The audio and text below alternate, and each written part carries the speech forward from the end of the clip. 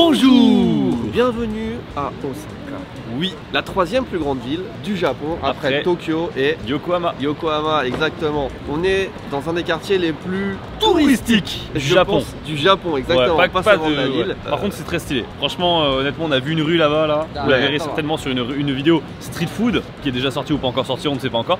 Mais vraiment, là, on voulait faire un restaurant d'une spécialité osakaïenne, d'Osaka, le okonomiyaki. 90 minutes d'attente. On est obligé de commencer par le okonomiyaki. Oui, c'est la spécialité d'Osaka et je crois pas qu'on en ait mangé, ou très peu, en tant d'années sur cette chaîne. Je sais parce que j'aime pas ça.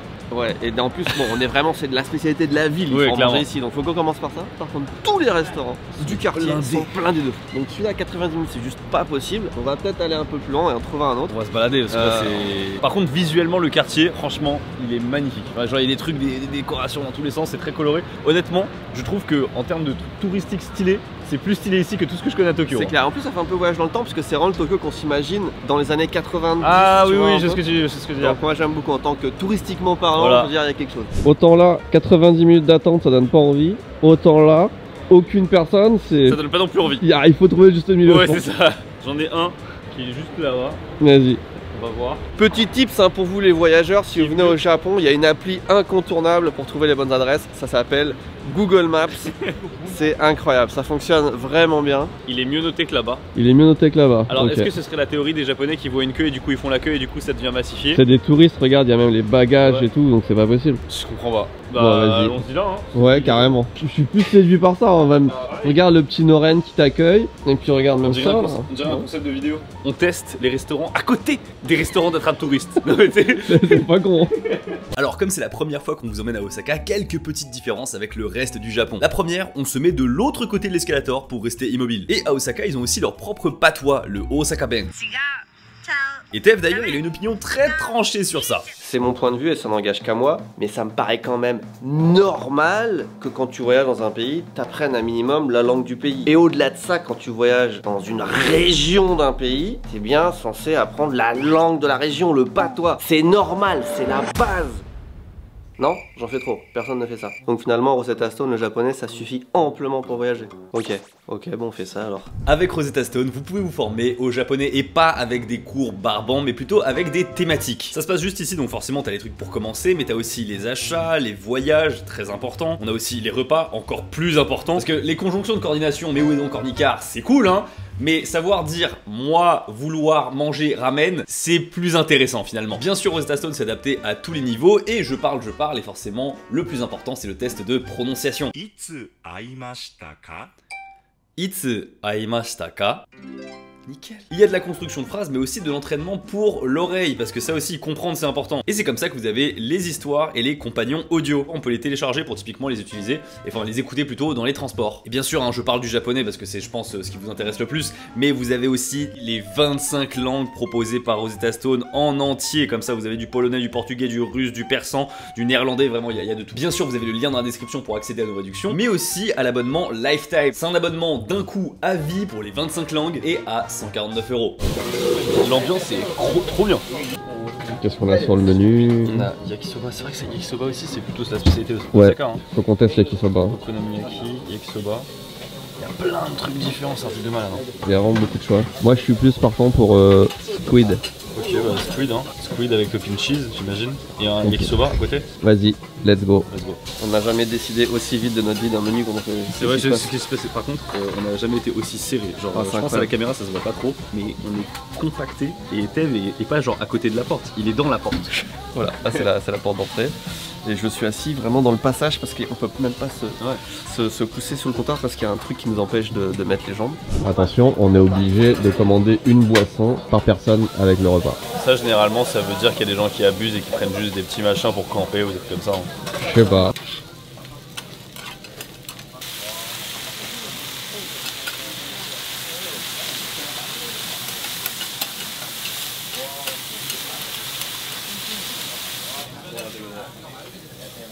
Ma théorie du coup, ce restaurant en vérité, il est blindé. C'est juste qu'on est arrivé pile au moment où tous les clients sont rentrés et d'un coup il n'y avait plus personne parce qu'il n'y a pas de queue et comme il n'y a pas de queue, les gens ils se disent peut-être que c'est fermé, ils connaissent pas et en plus on est en sous-sol. Donc en fait là ça commence à faire la queue de ouf. Ah là il y a la queue jusqu'en haut là. Ouais. Dès qu'on est rentré, pam pam pam ça s'est entassé et je pense que là il y a la queue de fou. Ça commence à devenir très long. Je pense qu'à Osaka, on n'a pas le même rythme de vie qu'à Tokyo. Ça fait littéralement 25 minutes qu'on est sur nos téléphones respectifs en train d'attendre.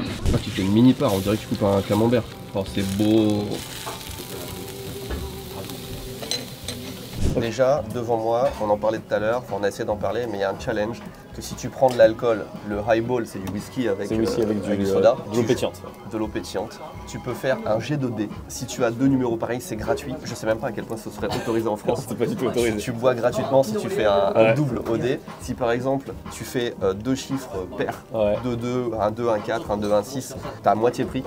Et si c'est 2 chiffres impairs, tu payes double, mais tu as double portion. Ouais, en fait, tu bois plus. Tu payes que gagnant, mais c'est soit tu bois plus, soit tu bois gratuitement. Enfin, c'est très très bizarre. Concernant la bouffe, déjà on a des walibashi qui sont de haute qualité. Alors, je suis sûr que ça va se casser parfaitement. Ouais. Bon, il y a une petite écharpe. Alors, ce qu'on a devant nous, donc on a à droite le okonomiyaki et à gauche le aiyaki. En général, c'est une base de choux, mais là ils ont fait la même chose avec des yakisoba. On a vu les yakisoba tout à l'heure à la table d'à côté, vous l'avez vu, ça a l'air incroyable. Ouais. Ça a l'air pas mal non plus. Hein. Je suis d'accord. Franchement. Au-dessus, vous avez de la bonite séchée qui flotte comme ça, ce n'est pas vivant. C'est juste la chaleur qui fait que ça bouge, parce que c'est extrêmement léger. Sachez que moi, je suis un mec qui déteste le okonomiyaki de base, parce que je trouve que c'est juste une association de restes de frigo dans un plat, et on appelle ça okonomiyaki, tu vois. Et j'ai toujours trouvé ça éclaté. Sauf que là, visuellement, il a l'air de vouloir me contredire. Bon, par contre, c'est vraiment bon.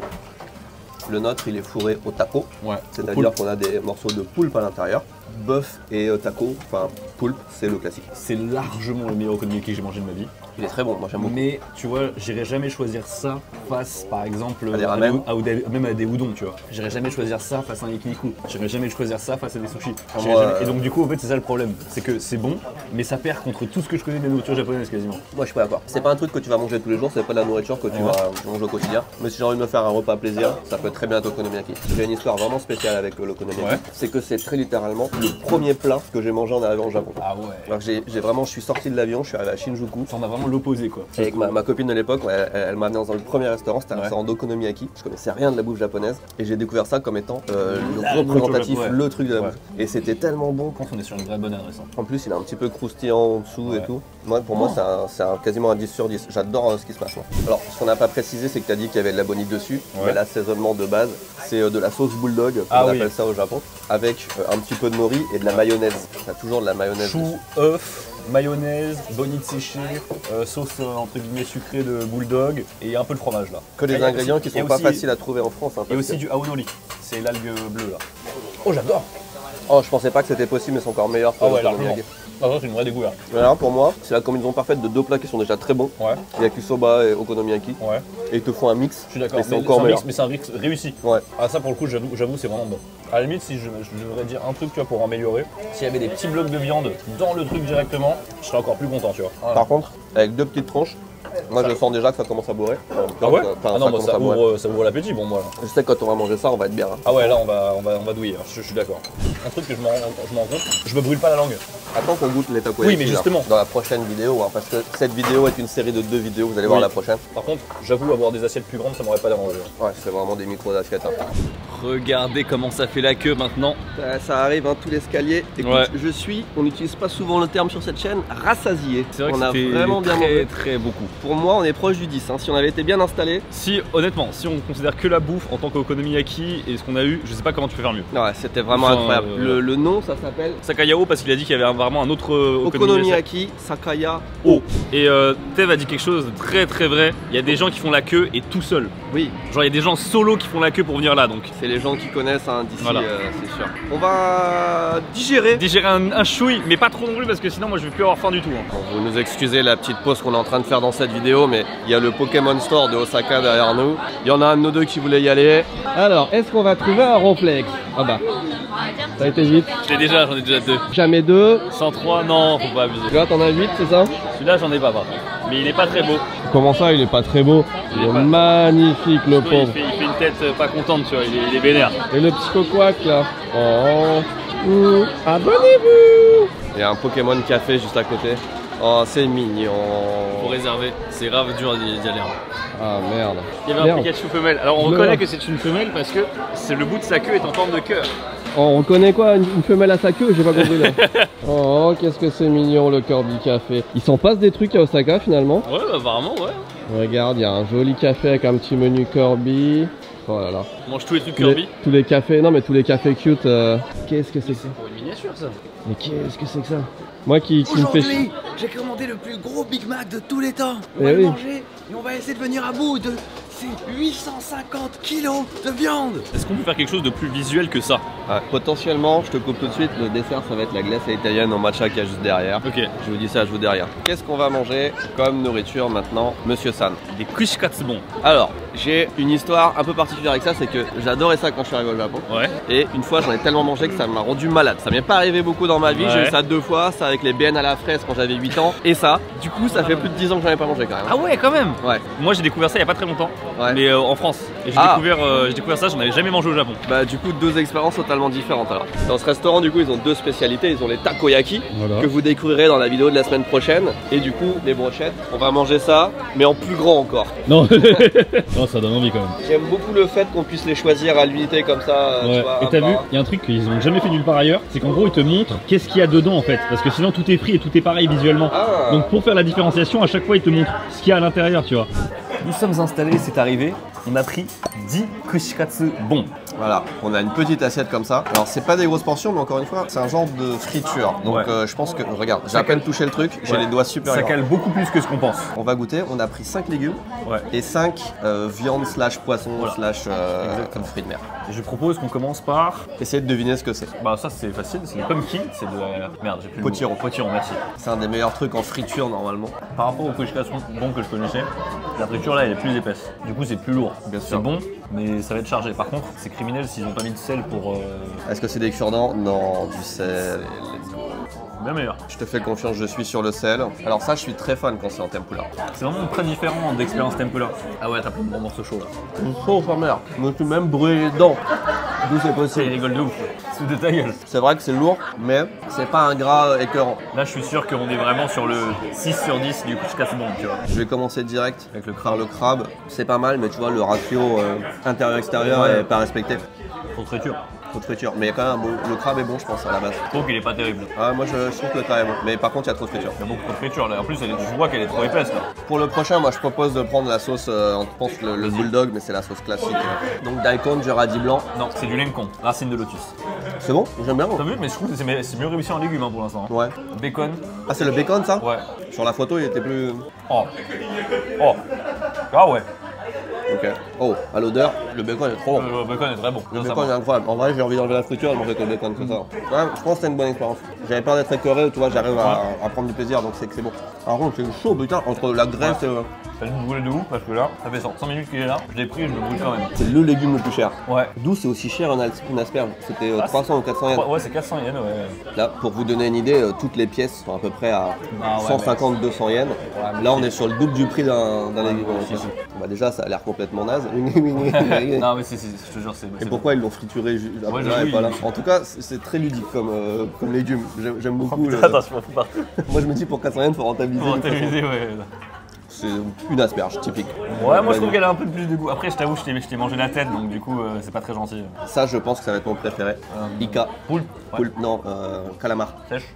Allez, c'est bon. Choisissez. Dans la mer. Ah, t'as l'air déçu. En fait, il est bon, mais pareil, ratio friture, trop frituré. On peut noter que tout à l'heure, on était dans un restaurant quand même un peu typique. Et là, on est vraiment. C'est très généraliste. C'est voilà, c'est le truc le plus gros, le plus flashy que tu vois. Le maïs, Ah, c'est du maïs ça que t'as fait? le premier légume râpé. Ah merde, ouais, il est trop mou, il n'y a pas de goût. Là, pour le coup, ça fait vraiment gras. Hein, j'aime pas du tout. Ouais, j'aime pas. Alors celui-là, c'était quoi? Patate douce, et ça, Poulpe. c'est. Ça, c'est le poulpe. Ah, ça va être bien ça. Ouais. Il y a 2 morceaux dedans.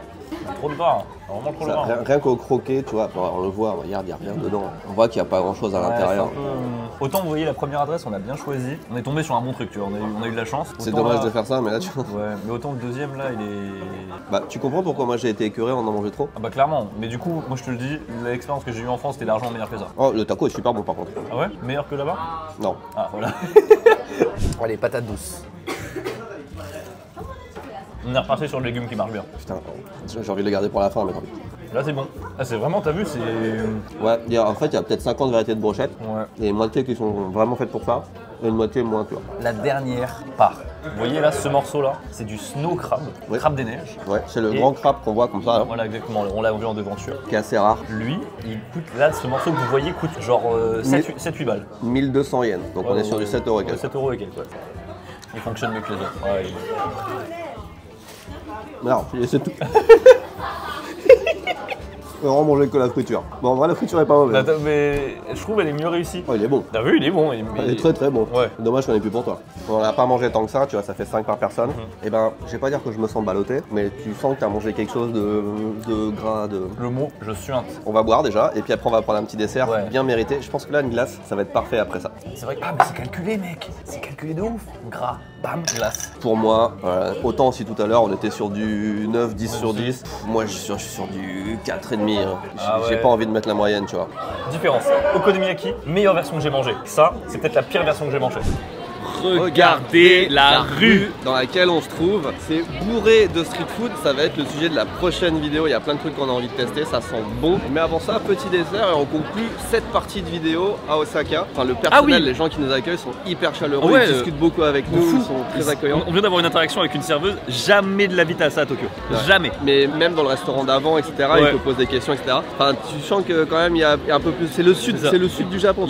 C'est le Marseille. Et pourtant, on est dans le lieu touristique de ouf. Donc il devrait être saoulé de voir des étrangers tout le temps, mais non, mais pas du tout. Allez, une petite glace au thé vert parce que j'en ai très envie. Donc c'est le seul truc de street food qu'on va faire de cette vidéo. Mais si vous voulez voir tous les autres trucs de street food, allez sur la prochaine vidéo qui sort la semaine prochaine, qui est déjà sortie.